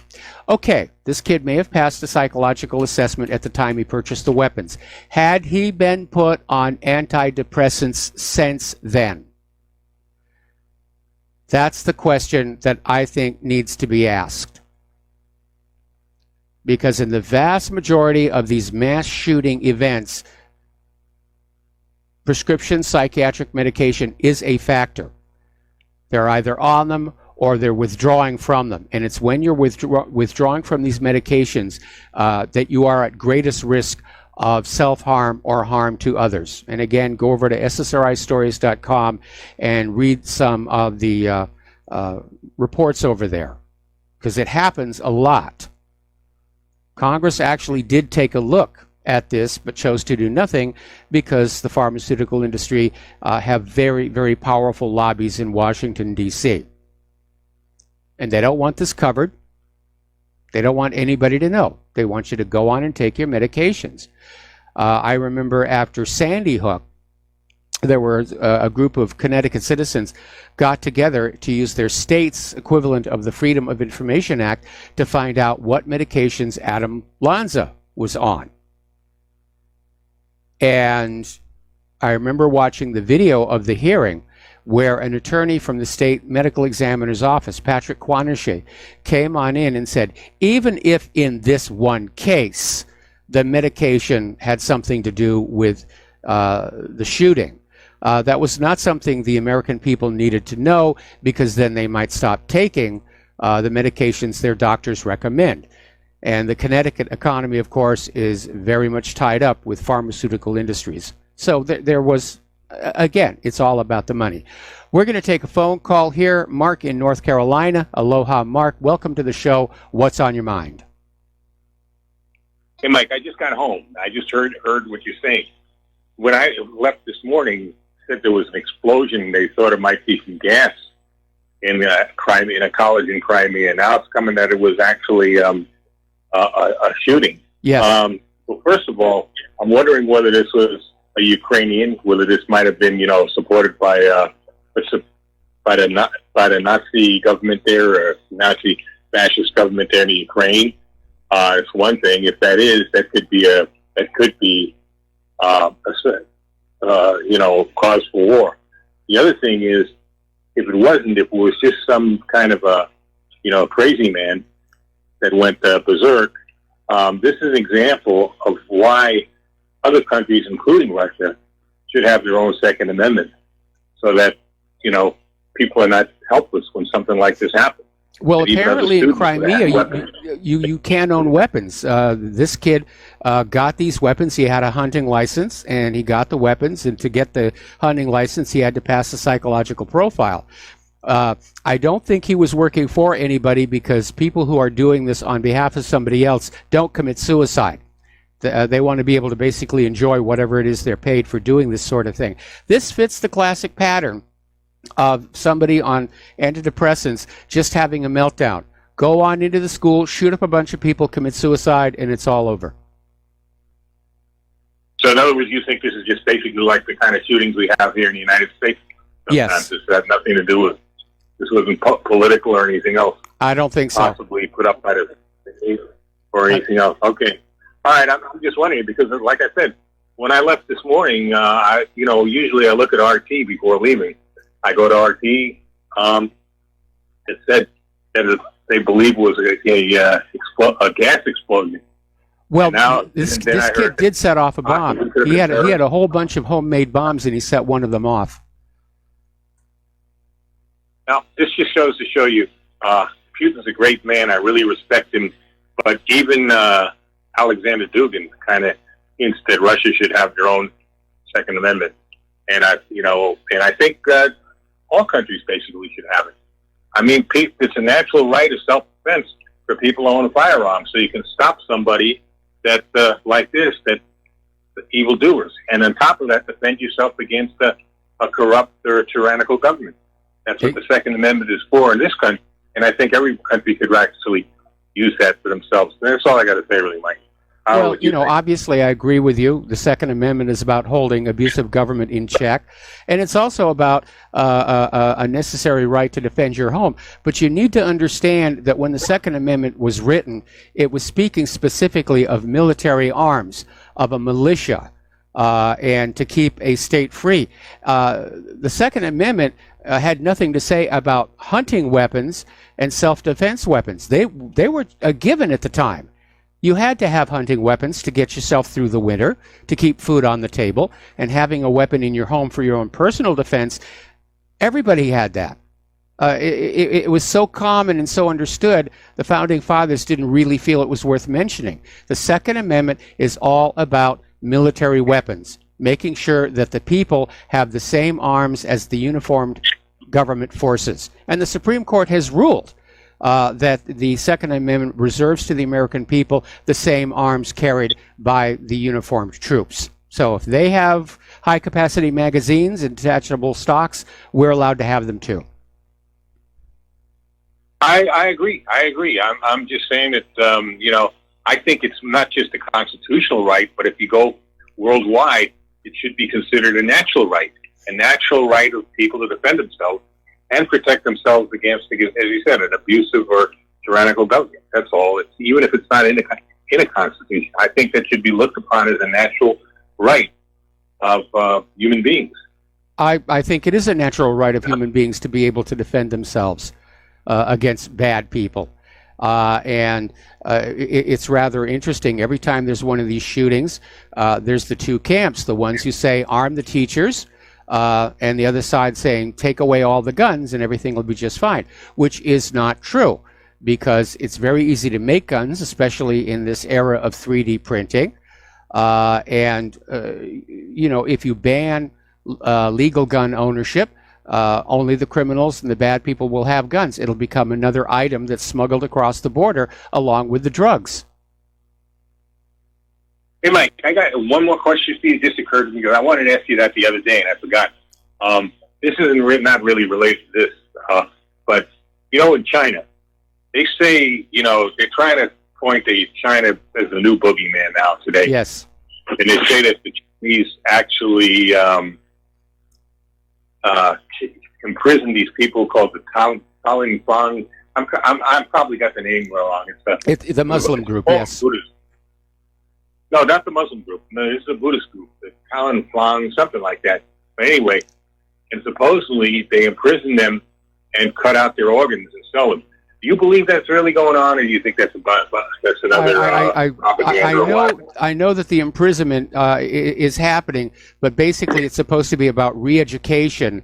China is trying to basically modernize this population and integrate them into the Chinese culture. As far as this cutting out the organs and everything, I think that's more on the order of let's demonize China leading up to a war. Falun Gong, that's what they call the Falun Gong. Yep. Falun Gong. They're a Buddhist group. They're very healthy people, but they're supposedly the Chinese are, consider them a threat or something, and that's what they do. And it means that they're so healthy and all that because they, I guess, they eat good and everything like that, exercise, that they not only imprison but cut out their organs and sell them to people in other countries. So I don't know if that's true or not. This is something I've heard a few different times. I hope it's not true, but that's why I asked you, because you know more than I do. Well, I don't know for certain on that issue, but absent some actual proof, I would tend to dismiss it as more of the anti-China propaganda that we're starting to see on a regular basis. Okay. All right, Mike. Thanks. They also say that they've got over 1 million of those Muslims. What do you call those people again? The Uyghurs. They've got over 1 million of them locked away in re-education camps. Now, that's quite a number if that's really the case. I don't know if that's true either. Well, again, I'm suspicious of anything coming out of the corporate media, especially in this age where we're just awash in propaganda. It's a tsunami of propaganda where we're being... there's an attempt to basically demonize Russia and China, which obviously to me says they're really seriously thinking about at least continuing this Cold War, if not a hot war. I remember when I was a kid in grade school, some of the stuff they were telling us about the Soviet Union and what terrible people they were. Then years later, when I was working in Europe, I met some Soviet citizens. They were good people, just like us, so yeah, you have to be very careful about that stuff. What about those shortages? They always used to say the Soviet system that the people had, that the shelves were empty and all that. And this, they're trying to say the same thing now about Russia today, but I look at, I do my own research on that, and it's total nuts, including people like Peter Lavelle, who he is, right? RT Crosstalk, and others, Mark Sloboda and all that. They said it's nonsense, that grocery stores are pretty full, and the people, the people have a pretty good life over there. They have, nice kind of middle class, working class, lives over there. So, so I wonder if that's the same thing when we used to talk about the Soviet Union, where it was really as bad as they made it out to be as far as living conditions, or not. Well, they were always going to show the worst aspects of the Soviet Union to us to remind us about how great it was to live in the United States, and how our system was superior to that of the Soviet Union. I mean, the communist revolution scared the heck out of the bankers and corporate owners in this country, and they were absolutely terrified of a workers' revolt in this country, and the anti-Soviet propaganda just goes back to then. And it was only because we had no other choice that we allied with the Soviet Union in World War II. And then as soon as World War II was over, they went out to Hollywood and said, start making movies demonizing the commies. And anybody who didn't go along wound up on Senator McCarthy's anti-American crusade. Okay, but according to certain sites I go to now, and what certain people say is that the bankers actually helped the Soviet Union get started. That Adam Schiff, not Adam Schiff, could have been his grandfather, Jacob Schiff, who was a Rothschild banker agent and helped start the Fed, was good friends with Leon Trotsky and let Trotsky stay in his apartment in Brooklyn or something. Brooklyn or Manhattan, I'm not sure. And actually funded Trotsky going first to Switzerland, where he got together with Lenin again, and then back into the Soviet Union to start, to help start that Soviet revolution. Now, whether it's true or not, again, I don't know. I haven't been able to prove it. I've done a lot of reading on it. Some people say this is absolute, hogwash, and some people say it's true. So, and they also say, for instance, that the Rothschilds helped fund Hitler and start Hitler and the Nazis. Again, they might have. We know that American bankers did. Brown Brothers Harriman helped fund Hitler's rise to power. They expected to make a profit off the deal. Whether it's funding the rise of the Nazis or funding the rise of the socialist republics, the end goal is to make a profit somehow off of all of this. They're not doing it out of the goodness of their heart or political ideology. Oh, that I know. I mean, like I said, but don't these idiots even understand that Marx's prediction that when we hang the last capitalist, they'll be with the rope that you sold us, that very well might come true one of these days if they keep on messing around like that? Don't they get it through their thick heads? Well, right now, to judge by Vladimir Putin's actions, I think the Russians would really prefer that the world go back to being peaceful and not trying to conquer everything else, and just go back to building up their country and building their economy and having a real good life. We're in a period of extreme international turmoil, and it's really pretty much coming out of the United States and Israel. And were it not for those two countries, I think life would be pretty good in pretty much every country on earth. So, I mean, what's going on in Venezuela, the Venezuelans didn't do it. They've been the target of U.S. economic warfare for decades, going back to Hugo Chavez. If we could get our government to give up this kind of behavior, the world would be a much, much better place. Anyway, listen, Mark, I got to let you go. We got to take a break for commercials. We got another caller waiting on the line. We'll be right back. And aloha, America. Welcome back to our show here, and we're going to go right back to the phones to Dustin in New Jersey. Aloha, Dustin. Welcome to the show. What's on your mind? Hey, Mike. How you doing? Doing fine. Hey, Mike. Well, Mark just called. I want when he has time and you have time, if you go on YouTube, type in different Russia and look for, it says Russian shopping cart system isn't perfect. Follow us around huge supermarket. This is from September 20th, 2018. This company called Globus, it's a hypermarket. You got markets, supermarkets, and a hypermarket. This company is from Germany. They're in the Czech Republic. This food store is like bigger than like a couple Costco's put together. I've never seen anything like it. It's a gigantic store you would not believe. So watch the video. It's in different Russia and just look for Russian shopping cart system isn't perfect and check out that video. And yeah, it's a different time period from the Soviet Union days. Like, you know, I mean, yeah, the whole thing was propaganda, like just two competing systems. You know, you got to demonize the other system because, you know, you like your system because you're in the country where the system is, you know. But I mean, it wasn't perfect. You know, well, let's be honest here. Let's be honest here. There was a period where the Soviet Union did go through a major famine, and the store shelves were empty of any wheat products during the experiment with Lysenkoism, which we've talked about before.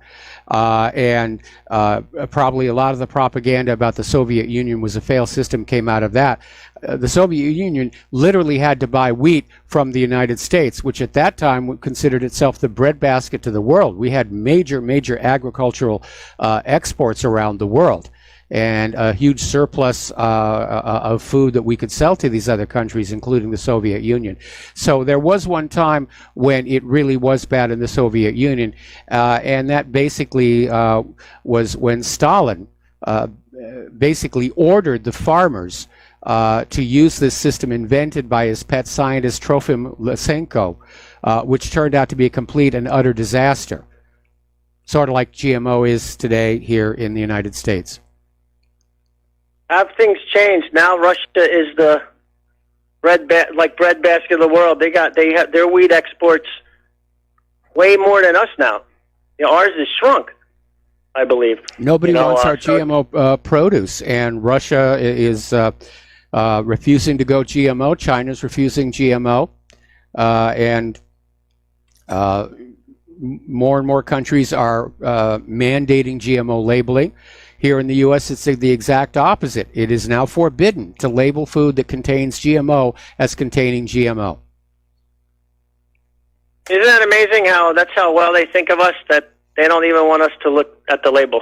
No. If they can't sell the GMO produce overseas, they'll sell it to the American people, and what they don't know won't hurt them, which, of course, is a lie. And Mark, on that Wigger story with the million was bogus because they tried to run with that and it didn't get any legs, and they that disappeared under the woodwork there. Okay, so that one turned out to be fake news. All right, Dustin, stay on the phone. We got to take station identification. We'll be back with hour number 3 after these few words. Aloha, America. Welcome back to the show. Hour number 3. The phone lines are open, 800-313-9443, and we're talking with Dustin in New Jersey. So, Dustin, what else is on your mind today? Well, I'm going to talk about isolating Russia with its 11 time zones, and Putin discusses free trade zone with Sisi as Russia's trade with Egypt surges 62%. So how's that for their isolation, Mike? Yeah, it doesn't sound very isolated to me. And that oil price war, of course, was a big failure. The reality is that in terms of global geopolitics, Russia is pulling ahead of the United States. More and more countries are distancing themselves from the U.S. and turning toward Russia, like Turkey and Iran have done. And it looks like Russia is basically going to stay in Syria, and that they'll handle the reconstruction and make the money thereof. So, yeah, the U.S. foreign policy's kind of hit a speed bump. Well, they got a very modest economy. It's 2% risen. It's 2% this year, but they have no external debt and very little internal debt. Yes. So, and their military is at a modest budget, and aren't they going to shrink it a little more? So they're actually streamlining it. You know, getting rid of the weapons they don't need that are overblown, and then build weapons that like missile tech, drone tech, that kind of thing, standoff weapons. Putin shrank the military budget of Russia, but again, one of the reasons why Russia and China can build more and better weapons than the U.S., despite the U.S. spending, is that much of that Pentagon budget is going to basically support these 700 military bases around the world that the U.S. is using to, like ancient Rome, garrison the empire and make sure there are no upstarts. That's a huge, huge amount of money. We're talking anywhere from $30 to $100 million per year per base. That can't go on indefinitely. You can't garrison them forever. You're going to have to shrink the empire, or what is going to happen? I think the empire is going to collapse. I think it's in the process of collapsing. And Mike, real quick, if I have any time, I want to switch over to Saudi Arabia with Khashoggi and Hillary Clinton, how we kept saying, lock her up. Yes. What Khashoggi, his father is, this is how these people are. Hillary Clinton's never going to be touched. If you look at the way it operates, it's just a spider web of, deep state connections to other deep state connections and this or that. But I mean, the guy was knocked off, could be because of his intelligence gathering, and we weren't in there, but that this is how it operates. But this, I just find it funny, like when Trump was running, remember everybody was cheering, I was cheering, lock her up. But that ain't gonna happen. She might be put 6 feet under, but she ain't gonna be locked up. You know what I mean? Well, questions are being raised about Hillary's health concerns again, but all I want is one felony conviction, even if she's pardoned immediately, or the judge says time served or whatever. One felony conviction, and she's out of the 2020 presidential race. And that's all I needed to say, Mike. Have a good show. All right, thanks an awful lot. We're going to let you go. The phone lines are open again, 800-313-9443. Little bit of an update on that Honduran migrant caravan. It is now 4,000 people, and they are approaching the Mexico-Guatemala border. And the Mexican government is apparently flooding the border with hundreds of police officers in anticipation of a standoff.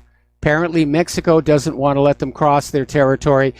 Donald Trump is basically issuing warnings that U.S. aid will be cut off to these countries if they don't get the migrant situation under control. But again, the way that you stop this from happening is you stop handing out free stuff. You enforce those sections of Title VIII which say it is a crime to render assistance to an illegal immigrant. If you give them a ride, you go to jail. If you give them housing, you go to jail. If you give them a job, you go to jail. That's why we have this immigration problem. They're coming up here in anticipation of getting all kinds of free stuff from all these sanctuary cities under liberal Democrat control. These illegal immigrants are being treated better than ordinary U.S. citizens who have hit on hard times. All right. Now, China, as you know, is a rising space power, and they are preparing to soft land a rover on the far side of the moon. And as part of that mission, they're putting up a relay satellite at the L2 point, the Lagrange point. So the United States is now out there saying, well, China's moon missions could threaten U.S. satellites. This is coming out of the Pentagon. When we do it, it's good. When they do it, it's bad. We got to be very, very concerned about that.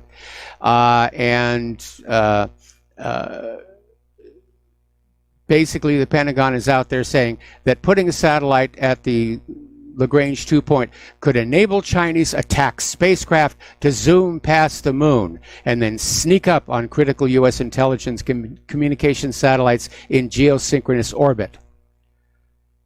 Well, the moon is a lot farther away than geosynchronous. Geosynchronous orbit is 28,300 miles up.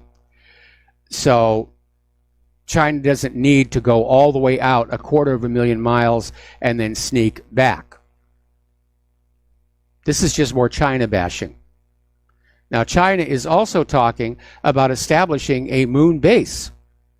They want to do a manned landing on the moon about 2030, and they're going to build the lunar base using robots starting in 2025.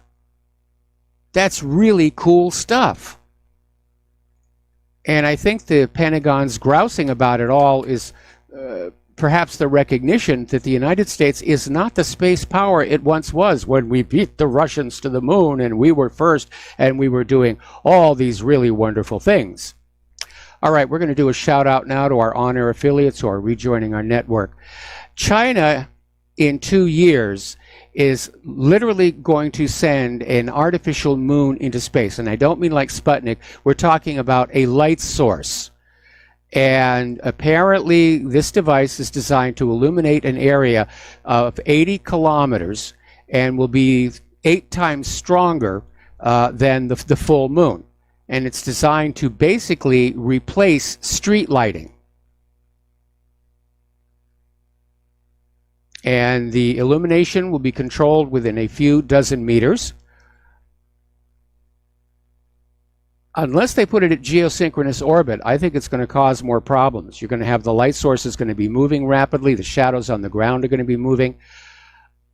I think they need to take a closer look at this because I think it's actually going to be a hazard for drivers because everything's going to be moving, all the shadows.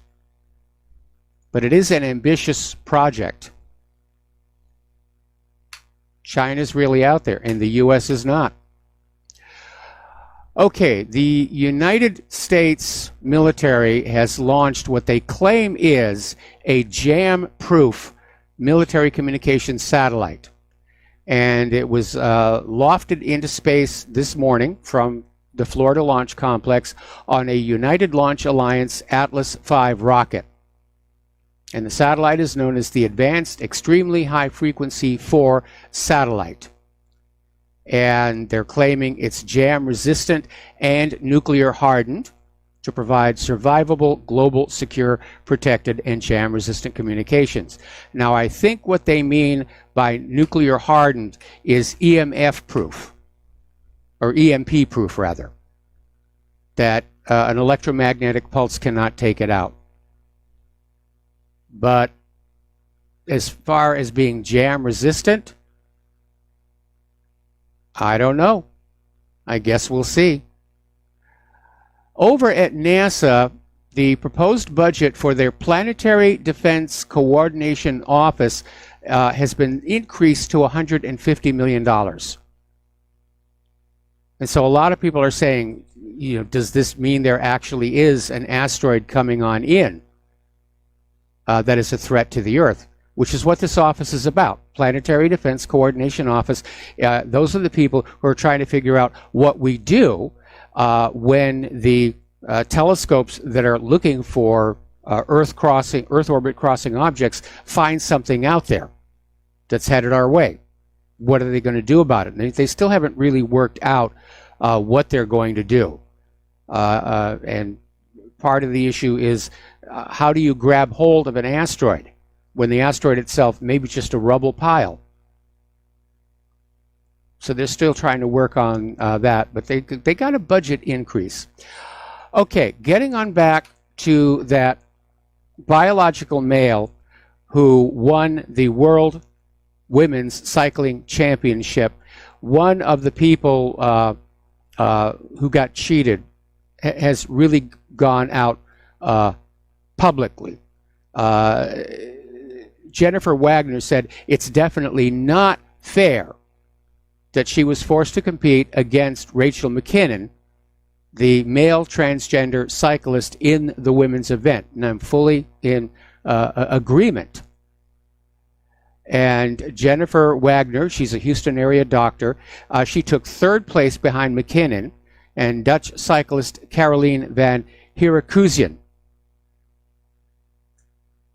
So she got the bronze medal. And I'm hoping a lot more of those women cyclists are going to go public with this, because it absolutely is not fair for biological men with their male muscles to be allowed to compete in women's events just by saying, I think I'm a woman inside. It really isn't fair. And of course, all the liberals are saying, well, we have to be fair to the transgenders. We've got to be fair. What about fair to the real biological women who are being cheated out of victory in these sports? Now, this biological male, this Rachel McKinnon, is openly advocating that men who are competing against women not be forced to have their testosterone suppressed. And that, of course, is where a lot of their physical strength is coming from. That's what testosterone does. And so if you're a parent and you've got a daughter in school who's in school sports, and every day they go on out and they practice and with each other, and then all of a sudden, when they're actually going out to compete, there's a contestant out there who is basically pretending to be a girl but is actually a boy. And of course, they win. That isn't fair to those students. It really isn't here. Okay, story that came on out of governmentslaves.info, and they're talking about a study that came out back in 2011 where immunologist Yehuda Schoenfeld basically established the idea of autoimmune syndrome induced by adjuvants, or Asia for short. And what he was basically saying is that adjuvants from vaccines are causing autoimmune diseases. And apparently, immunologists from Israel have recently confirmed what past research has suggested. Vaccine-induced disease is an increasingly common but unrecognized phenomenon. And vaccine adjuvants like aluminum are a threat to human health. And in spite of these findings, the vaccine industry and corporate media are doing everything they can to promote their safe and effective vaccine propaganda. And the question I have is, knowing that these adjuvants are a problem, why not go to different adjuvants? Maybe it's because once they admit some of the adjuvants, like aluminum or peanut oil, have been a problem, they'd be, well, no, they're immune from lawsuits, remember? Vaccine makers were indemnified from civil litigation by the Homeland Security Act.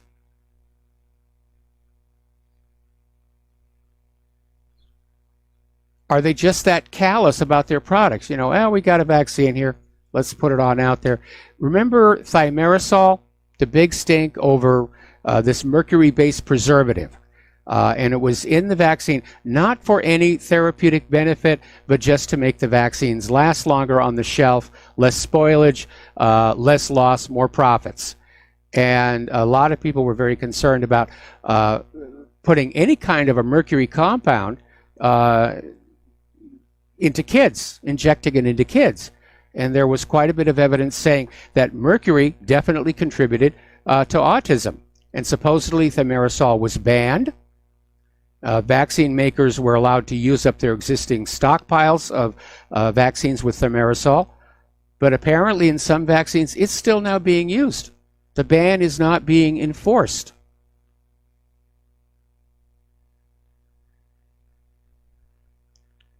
Talk about politics and corruption here. I think I mentioned yesterday, Pinterest came on out and declared anybody questioning vaccines is promoting self-harm. And so now people who question vaccines are now banned on Pinterest. We're going to start seeing this all over the social media. They're going to ban anybody questioning GMOs. They're going to ban anybody opposed to the wars. They're certainly going to ban anybody critical of the government of Israel. They're trying to turn the internet into just another corporate, profit-driven content delivery platform, just like the current TV networks, only with more buttons to play with. So speaking of corporate media here, article coming on out from Mint Press News about how Facebook is purging U.S.-based independent media for political disinformation. And this is talking about how Facebook removed more than 800 pages from its platform, accusing the pages of inauthentic behavior, even though the pages produced legitimate content. Now, according to Facebook, the inauthentic behavior involved using sensational political content to build an audience and drive traffic to their websites. In other words, the pages were removed for publishing and promoting controversial political content. So, Facebook's statement on the mass purge was co-authored by Facebook head of cybersecurity Nathaniel Gleacher, who is a former White House National Security Council Director of Cybersecurity Policy. Twitter also banned many of the pages targeted for deletion by Facebook, and that suggests this is a coordinated project across all of corporate social media. Now, here is a good one. Facebook suspended the Natural News account for posting an historical quote from Mahatma Gandhi. Now, the quote reads, "Among the many misdeeds of British rule in India, history will look upon the act depriving a whole nation of arms as the blackest." And Gandhi said this in his autobiography on page 446. So this historical quote, obviously opposed to gun control, was too much for Facebook censors to bear. And they suspended the Natural News account and issued a final warning that one more violation of the community guidelines would result in the account being permanently deactivated. So apparently Facebook's community guidelines are firmly anti-gun.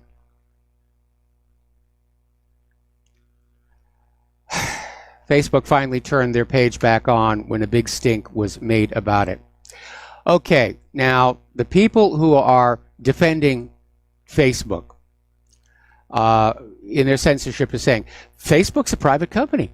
They can do whatever they want. It's a private company. Mind you, these are the same people who are suing bakers for refusing to bake gay wedding cakes. More about this when we come back from these words from our sponsors. And aloha, America. Welcome back to our show. And before we get back to the news here, we're going to take a phone call from Patricia in Florida. Aloha, Patricia. Welcome to the show. What's on your mind? Hi. Thank you for taking. Going back to the Marisol, it's probably even worse than what you said, because they used to use it in contact lens solution, and little did we know what it was, because a lot of times we put our lenses in our mouth, and I hate to think of how many times that was. But I'm thinking that a lot of these adjuvants are there just like they put stuff in our food. I almost think it's a depopulation method, and it's not innocent as it sounds. I'm really thinking that. Well, there are easier ways to depopulate large groups of population. We know that a lot of these vaccination programs are, in fact, clandestine sterilization campaigns. As far as the thimerosal, I think it's far more likely to cause autism when injected, and that probably dermal exposure to it is probably a lot less severe. I think what's really on display here is this very callous attitude of, if the government hasn't actually banned it, go ahead and put the chemicals into the products because it makes more money for us. Yeah, it's an evil thing. I really think it's very evil. And when you're dealing, just like they encouraged the drugs in the 60s, they encouraged the drug situation. An entire generation was damaged. Well, and now we have the opioid crisis, courtesy of our pharmacies and our doctors. Yeah, Red Cocaine is a great book about all this, and it was not a mistake. It was deliberate and financed by big pockets. Well, a lot of this was tied up, with government people and the Central Intelligence Agency. There was a video out a while back. It was on VHS by a gentleman named Bo Greitz. It was titled "A Nation Betrayed." I know that. Yeah, and it was basically detailing how the opium flow coming out of Vietnam was tied up with a lot of our top politicians. And Mel Gibson did a movie called Air America, in which he called attention to this fact that that was a big part of why the nation was in Vietnam and stayed as long as they could, was all that opium coming on out. Yeah, I know that's true. And I knew Bill Bogarts. I don't know if he's still alive, but I knew him personally. So. Well, I wish that film was online somewhere, because I think people ought to look at it. What's it called? Air America? No, that was the Mel Gibson movie. The video that Bo Greitz did was called A Nation Betrayed. Yeah, I've seen that too. Okay, great. Thank you. All right, thank you very much. We're going to let you go. We've got another caller waiting on the line, but we're coming up on a commercial break. So I'm going to wait till after the commercial break to take this next call. So getting on back to the situation, the defenders of the censorship on Facebook are saying it's a private company. And First Amendment doesn't apply. Like I said before, these are the same people who are suing bakeries out of business for refusing to bake gay wedding cakes. But it turns out that Facebook has partnered with the Atlantic Council in determining what websites should be deplatformed, and the Atlantic Council is funded by the U.S. government. So it's not entirely private, and could be the subject of some First Amendment lawsuits. And as a matter of fact, there's a case before the Supreme Court that could set the precedent. And the case is Manhattan Community Access Corporation versus Halleck, and it centers on whether a private operator of a public access television network is considered a state actor, which can be sued for First Amendment violations. And let's see. I'm sorry, I was looking at a note from our control room technician. And no, I don't hear the hiss at this end, so I don't know where it is. Let me jiggle a knob here and see if that goes away. Okay, so we're coming up on another commercial break. I'm going to deal with the hiss. We got a caller waiting on the line, and we'll be right back. No, I still have another minute. My mistake. Too many distractions here. Okay, so we're talking about social media, we're talking about censorship, we're talking about this Supreme Court case which could actually declare that these public access networks can be sued for First Amendment violations. And boy, oh boy, would I like to join one of those. Getting on back to Facebook, there is now a move on by institutional investors to basically oust Zuckerberg from Facebook over his mishandling of scandals this year. Okay, now it's time for us to have a commercial break, and I'll be right back. Hello, America. Welcome back to the show. Excuse me. And we're going to go right to the phones here to James in Ohio. Aloha, James. Welcome to the show. What's on your mind? With regard to the social media, maybe this would be a good time for all 800 people or websites that were taken off Facebook to draw in their horns as far as their personal differences and, wage a class action lawsuit, and these other people who have been banned off social media as well. Jimmy Dore had a show on YouTube titled "Can Far Right and Left Work Together to Fight Corporatism?" Unfortunately, it was mislabeled. He didn't actually say much about that, but it's not a bad idea. With regard to the thimerosal, the TCI Fine Chemical Company catalog has warnings for each of the chemicals it offers, and for thimerosal it says toxic, irritant, mutagen, and the Sigma Aldrich catalog has similar warnings. So, is that the kind of thing you want to inject into neonates? I don't think so. So, by the way, mutagen means cancer-causing. Yeah. Yeah. Well, if it was specifically cancer-causing, they would call it, in regard to babies, they would call it or pregnant females, they would call it a teratogen, or if it was specifically cancer causing, they would call it a carcinogen, but mutagen is bad enough. Yes. That's the problem with depleted uranium. It scrambles your chromosomes. One final thing, Elizabeth Warren has not seen all the trouble that she's going to see, because no doubt it was to encourage them to rebel against FDR's government, but Adolf Hitler declared that the Sioux Indians and the rest of American Indians, by extension, are Aryans. So even that 1,024th, you know, I mean, from the man himself, you know, he says they're Aryans, so she's not even 1,024th minority. Yeah, I mean, this is going to haunt her for the rest of her career, and I think if she was seriously thinking about running in 2020, I think she just scalped herself. Right, yeah. Well, that's all I have for you. Thanks for your time, and keep up the good work. All right, I will as long as I can. Thank you for the phone call. The phone lines are now open, 800-313-9443. Okay, so we're talking about over at Facebook, where Business Insider is reporting that New York City Comptroller Scott Stringer, Illinois State Treasurer Michael Frerichs, Rhode Island State Treasurer Seth Magaziner, and Pennsylvania Treasurer Joe Torsella are joining forces to put the pressure on Zuckerberg. And they hold over $1 billion investment in Facebook between them. And they have added their names to a proposal originally filed by activist investor Trillium Asset Management, demanding that Facebook appoint an independent chairman above Zuckerberg.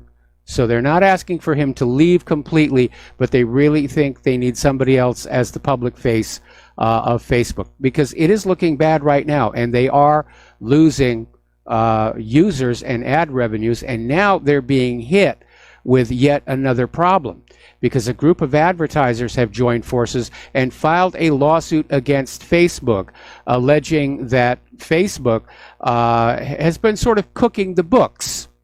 And Facebook was forced to turn over 80,000 pages of internal documents that prove Facebook intentionally misled advertisers for 2 years. And it goes back to 2016. There was an investigation by the Wall Street Journal that discovered irregularities in the reported metrics regarding user engagement with videos hosted on Facebook. And this led to the discovery of many other advertising disparities, third-party investigations, and initial reports calculated that Facebook over-reported the average time spent watching videos from anywhere to 60 to 80%. And the new documents now say they were overestimating it between 150% and 900%.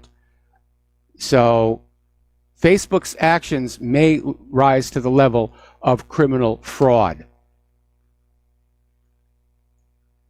So Zuck is definitely in trouble.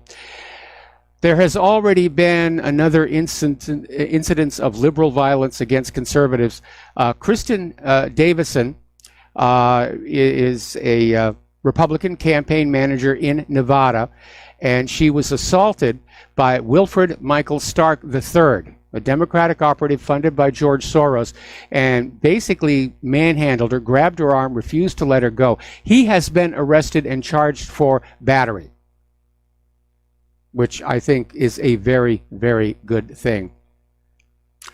All right, getting on back to the world of computers, this one is a little spooky. A lot of people are very concerned about the devices in your home that respond to your voice. And Claire's very nervous about them. Siri and Alexa insist that they're only listening for their name to turn on. But there was a presentation at the ACM, the Association for Computing Machinery Symposium, on user interface software and technology. And scientists demonstrated a real-time activity recognition system. In other words, sounds that you make around your home. like getting up, walking to the restroom, going out to the kitchen, making things. And it's not rising to the level of eavesdropping on what you say, but apparently the idea is to use these always-on microphones to sense what's going on in the background. Now, one commercial application for that would be to determine if people are still, in fact, sitting in front of the TV watching the advertisements, or are they fast-forwarding through them using the DVR. But it is a little spooky, and the only reason I have Siri on my watch is because the system in my car won't work without it. So, and it is very, very convenient, if a little spooky. Okay, apparently YouTube had a major outage across the globe yesterday, and users down in Australia, Mexico, Brazil, the EU were affected. The service was disrupted across the northeastern United States as well as parts of both coasts. And the site infrastructure, the web page itself was still loading, but the videos would not play. You would get an error message, say, please try again later. So hopefully they've got that bug fixed. Interestingly enough, U.S. voter records from 19 states are up for sale on a popular hacking forum. This was discovered by 2 threat intelligence firms, and they're saying this represents the first reference on the criminal underground of actors selling or distributing lists of 2018 voter registration data. These are researchers from Anomaly Labs and Intel 471, the 2 companies who spotted the ad on the forum offering this data for sale. And the 2 companies have reviewed a sample of the database records and determined the data to be valid with a high degree of confidence. So, who would be in the market for voter registration data for the upcoming midterms? Now, the Department of Homeland Security, who supposedly took over the voting integrity issue from the Voting Integrity Commission when Trump shut it down, is basically doing a shrug on this and saying it's no big deal.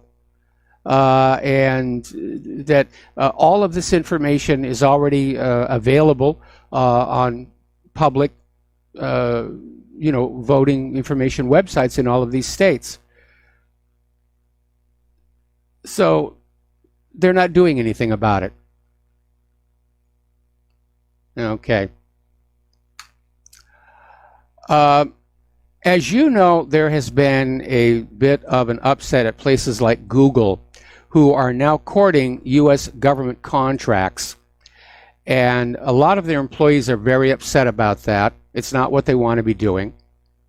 And over at Amazon, Jeff Bezos is saying that Amazon will continue to work with the Pentagon, and that he doesn't have a problem with it. In fact, he said he was baffled at companies that have cut Pentagon ties after employee dissent. So now we know where he's coming from here. NATO has announced that their new cyber command to deter computer hackers should be fully staffed and operational by 2023 and will be able to mount its own cyber attacks. But NATO is still grappling with ground rules for how this is all supposed to work, what the cyber attackers can do, what they can't do. They're trying to impose some constraints and limits on the cyber command. Now, the other day we were talking about how Ecuador had restored Julian Assange's phone and internet and visitor privileges. Well, Ecuador made the announcement, but apparently it hasn't actually happened yet. And apparently Ecuador has given Julian Assange a list of demands as to what he can and cannot do when his internet access and phones and visitation rights are restored. So anyway, supposedly his communications were going to be restored on Monday. There has been no change. Apparently, the new rules also promise to potentially allow the British police to harass some of the visitors or to seize communications equipment. So Ecuador is trying to look good because they got that Freedom of the Press Award from the United Nations, but there's severe restrictions. Okay, over on Apple's App Store, there is a growing trend of apps which are downloaded for free, but they are free trials. I've seen this a lot on Windows as well. Download this free tool or whatever, and then it turns out that you can use it for a few days, but then you have to pay for it. And apparently some of these free trials in the App Store at Apple, the free trial period expires in days. So there are a lot of valid complaints about this because apparently it is not made clear on the App Store that eventually you will have to pay.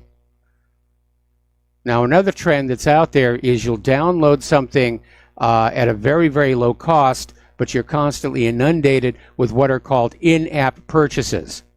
Now, those are labeled at the App Store. When you're looking at whether you want to download something, there'll be a little thing at the bottom that says in-app purchases, meaning you're going to get nagged to buy additional components or additional things. But it's a little sneaky and it's a little annoying here.